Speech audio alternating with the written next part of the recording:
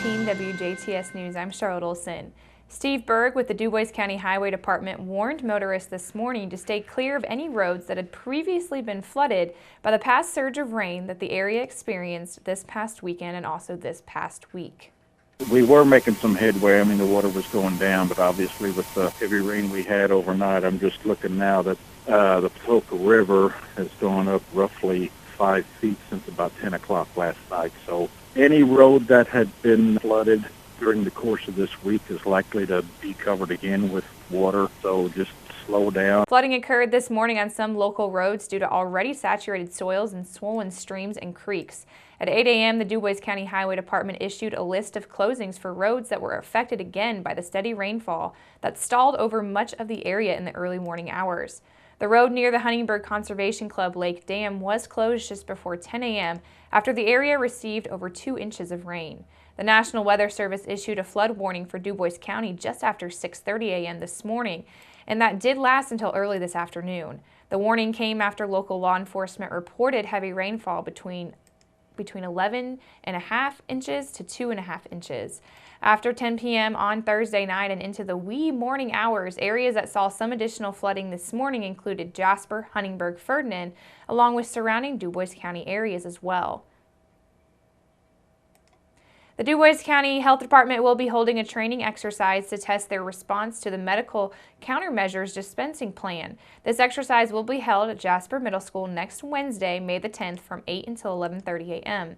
Health Department Administrative Director Donna Oding says that during a public health emergency, such as a large-scale disease outbreak, bioterrorism event, or even a natural disaster, the Dubois County Health Department may need to provide antibiotics or vaccines in locations known as a point of dispensing. The sole purpose of a point of dispensing is to quickly distribute medication to large numbers of people during a public health emergency in an effort to prevent illness. To volunteer for this training, please contact the Health Department at 812-481-7050. In order for the Health Department staff to participate in this training, the office will be closed that Wednesday from 8 a.m. until 12 noon. Memorial Hospital and Healthcare Center announced the next recipient of the Gardner Award, and it goes to Hannah Huff, a CNA of Memorial Hospital's post-surgical services. Huff is always willing to show initiative and goes out of her way to show patients great care. She is described as a wonderful example of patience and also compassion. Memorial Hospital and Healthcare Center created the Gardner Award as a result of the internationally known DAISY Award that recognizes the superhuman efforts that nurses perform every day. Memorial Hospital is fully aware that it takes an entire team to function as a hospital. This team not only includes nurses, but also maintenance, billers, therapists, medical records, food service, and etc. Every employee is necessary and plays an important role every single day. The nurses would not be able to provide the proper care to patients without the appropriate support staff. The Gardner Award was created to acknowledge incredible support staff that goes above and beyond his or her regular call of duty. Memorial Hospital and Healthcare Center also announced the next recipient in the DAISY Award, which went to Jessica Wright of House Supervision. Wright has been described as extending compassion to all of her patients, creating special connections, and she is said to go above and beyond and truly lives by the motto, "Be for others" mission. Memorial Hospital is blessed to have Wright as part of the family. The DAISY Award is an international program that rewards and celebrates the extraordinary clinical skill and compassionate care given by nurses every single day.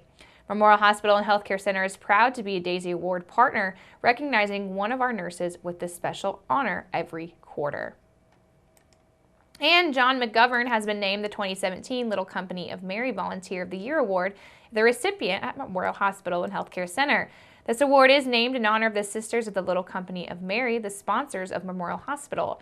This is the first year for the annual award that is being based on outstanding performance, reflecting Memorial Hospital's mission statement and the core values of respect for human dignity, compassionate caring, stewardship, quality, and justice.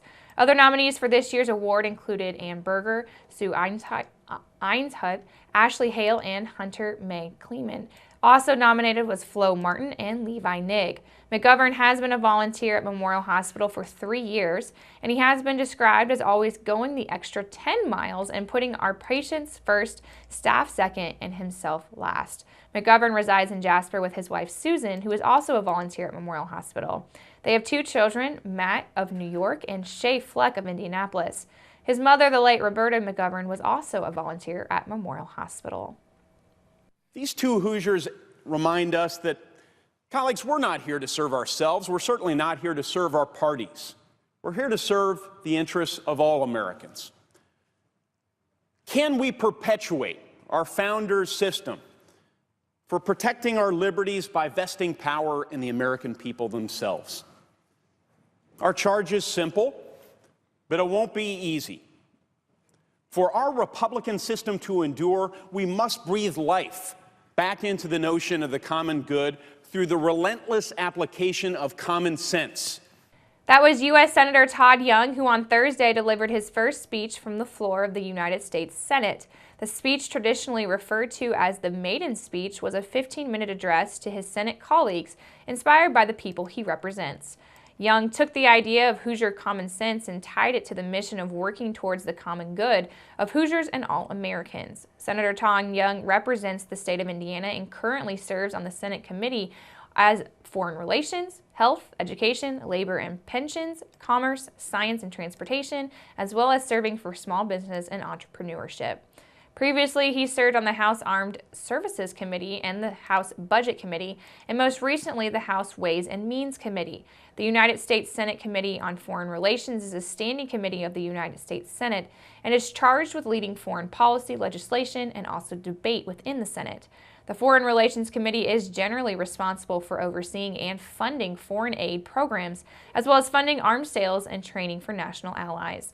The committee is also responsible for holding confirmation hearings for high-level positions in the Department of the State.